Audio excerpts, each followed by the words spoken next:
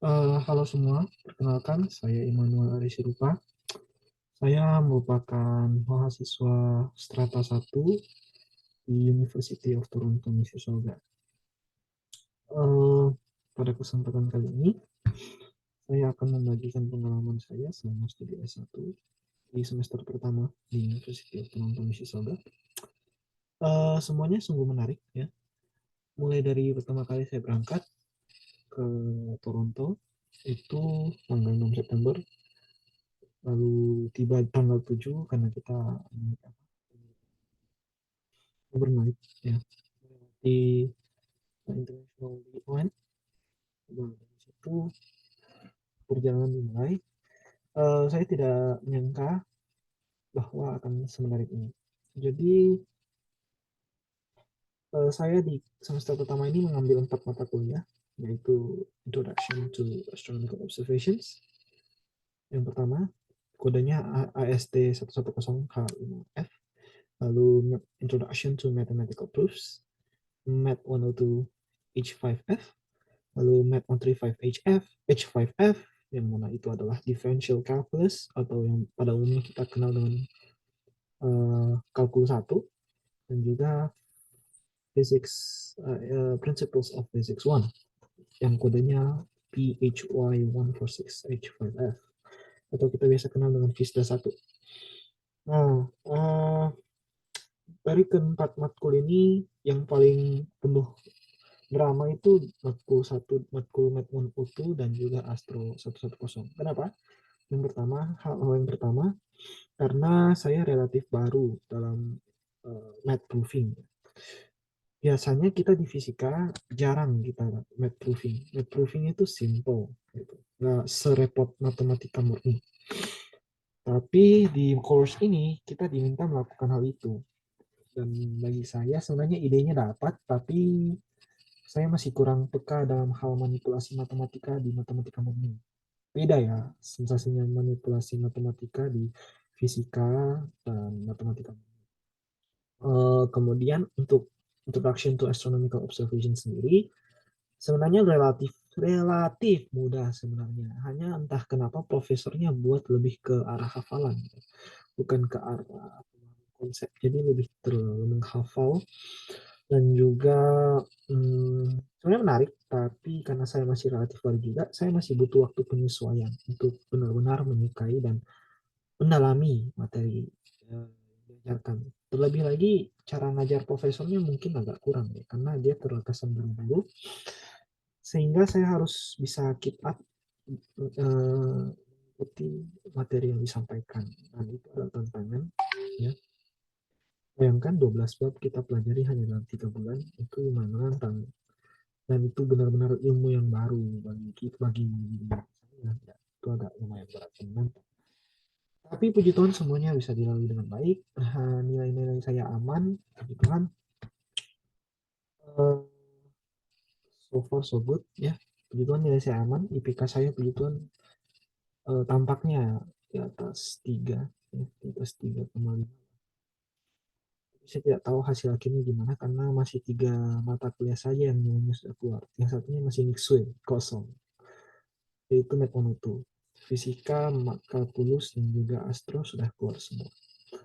Uh, ada banyak pelajaran yang saya dapat selama kuliah ya di semester pertama di University of Toronto, apalagi ini kuliah di luar negeri.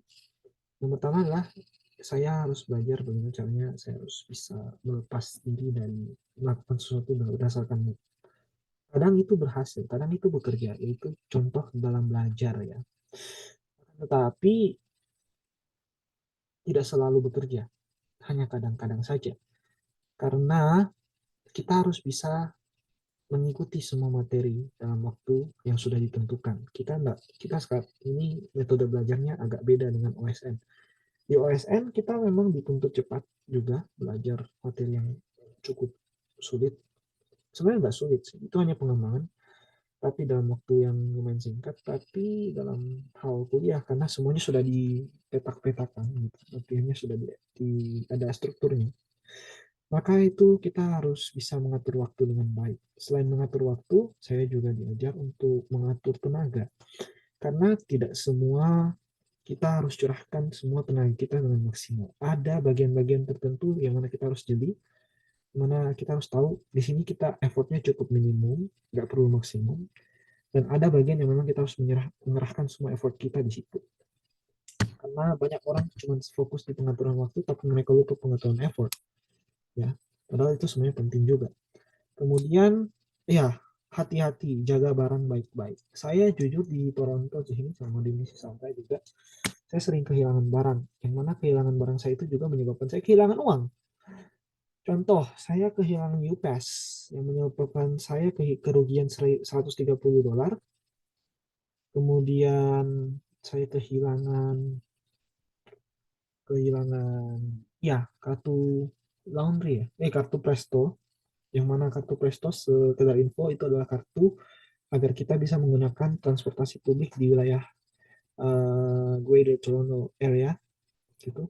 TTC, Midway dan sebagainya itu hilang, isi saldonya sekitar $30, $30-an, dan 2 kali hilang. Jadi 1 kali hilang, isi saldo $30 hilang, lalu kali kedua hilang lagi $20 tambah $6 dengan biaya kartu baru, beli lagi $6, isi lagi saldo $20, itu hilang. Bayangkan itu, jadi kayak hampir $100 hanya hilang untuk hal itu. Jadi intinya jika tidak mau rugi bandar, jangan, jaga barang baik-baik ya. Kemudian kalau sudah tahu Anda mau bayar residence yang menyebabkan Anda harus kehilangan LA lumayan banyak atau uang bulanan lebih banyak, serta Anda tahu bahwa Anda lagi sakit-sakit, janganlah buang-buang uang. Jadi mengatur keuangan itu sungguh penting, dan inilah dari situ kita belajar dari masa lalu. Itu tantangannya kita untuk hidup di luar negeri terlebih khususnya, karena kita bukan hanya sekedar kuliah dari luar kota, tapi juga kita kuliah di beda negara, dan negara ini di negara yang cukup jauh. Jadi kita harus pastikan diri kita tetap terkendali dan mampu menahan diri dari segala yang ada. Dari situ saya belajar agar kiranya semester ke depan saya bisa berperforma yang lebih baik secara akademik maupun non akademik. Di semester ke depan saya akan ambil 5 mata kuliah, hanya 5. Awalnya rencana 6, tapi berdasarkan nasihat dari kakak-kakak tingkat serta nasihat dari TU kampus sendiri, mereka menyarankan agar saya cukup mengambil 5 matkul paling banyak setiap semester. Jadi itu pun sebenarnya nggak apa-apa ambil 6, tapi sebaiknya untuk tahun pertama atau first year atau freshman jangan ambil lebih dari 6 karena itu akan overwhelm. Mending kita harus belajar dulu menyesuaikan diri, jadi kayak tahap kalau seandainya mau ambil 6 semester di suatu saat, jadi kayak semester pertama itu 4 kredit 4 kredit 4 matkul kayak saya dulu, lalu nanti semester kedua cobalah 5 matkul gitu. Nah dari 5 matkul coba belajar apakah kira-kira sudah bisa mengambil 6 matkul gitu kan dari pengalaman. Nah, itu yang saya dapatkan selama semester 1. Kemudian dalam semester 1 juga akhirnya punya pengalaman pertama kali ujian akhir semester di universitas. Yang saya bisa katakan adalah, bilang soal ujian akhir semester saya relatif tidak sulit untuk semua matkul. Satu matkul sulit sebenarnya, astro. Itu memang semua siswa mengakui sulit. Taekwondo sebenarnya tidak sulit, tapi agak-agak tricky.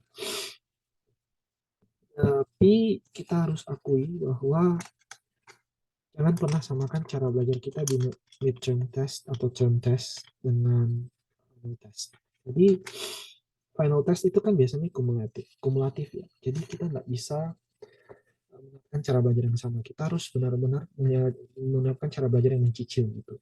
Dan kembali kita harus rajin-rajin review materi untuk final exam. Kita tidak seperti midterm exam yang mungkin kayak nggak terlalu dalam, kadang masih bisa lolos, tapi kalau final itu harus betul-betul review dari dulu, dari awal materi diajarkan di semester sampai materi akhir di semester itu, sehingga sangat penting konsep belajar mencicil.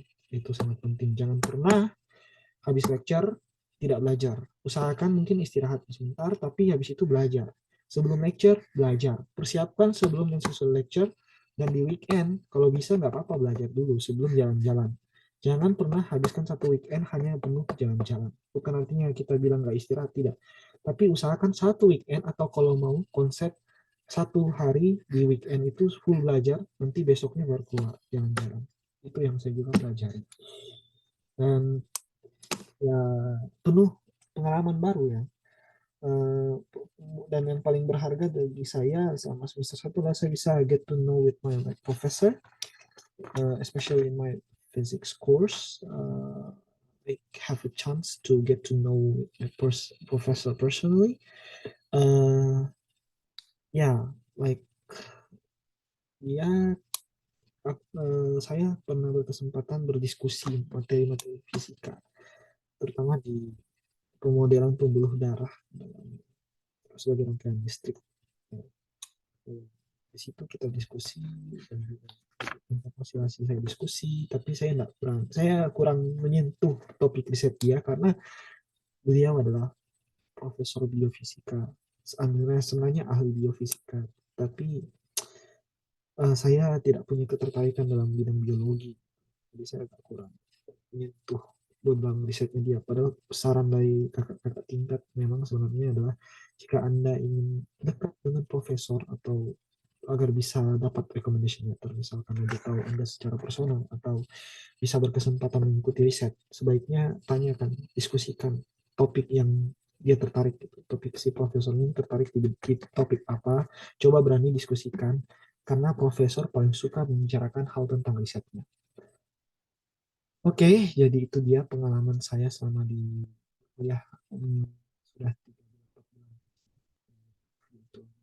Saudara, dan saya akan kembali masuk kuliah tanggal 9 Januari sampai April tanggal 23 untuk ujian. Ya, semoga sukses bagi teman-teman yang mungkin juga kuliah dan sudah menyaksikan sekedar cerita saya. Mungkin jika ada yang ingin bertanya lanjut mengenai kisah kuliah saya di sini, silahkan hubungi saya di email atau di Instagram saya. Terima kasih atas perhatiannya. Oh iya, saya juga lupa bahwa dari mana biaya kuliah saya asalnya. Nah, saya merupakan peraih beasiswa Indonesia Maju S1 angkatan luar negeri. Angkatan pertama untuk luar negeri. Karena puji Tuhan dari tahun 2020 dan 2021 saya merupakan finalis tingkat nasional KSN, kompetisi sains nasional bidang fisika. Walaupun nggak medal ya, cuman NT, nice try. Tapi puji Tuhan dari sini saya bisa mendapatkan beasiswa untuk berkesempatan kuliah ke luar negeri untuk studi fisika lebih lanjut. Oke, terima kasih telah menyaksikan. Jangan lupa like, comment, dan subscribe. Dan selamat tahun baru, karena video ini dibuat pada tanggal 1 Desember pukul 9.59 malam waktu East Coast di wilayah Amerika Utara. Sampai jumpa di video selanjutnya.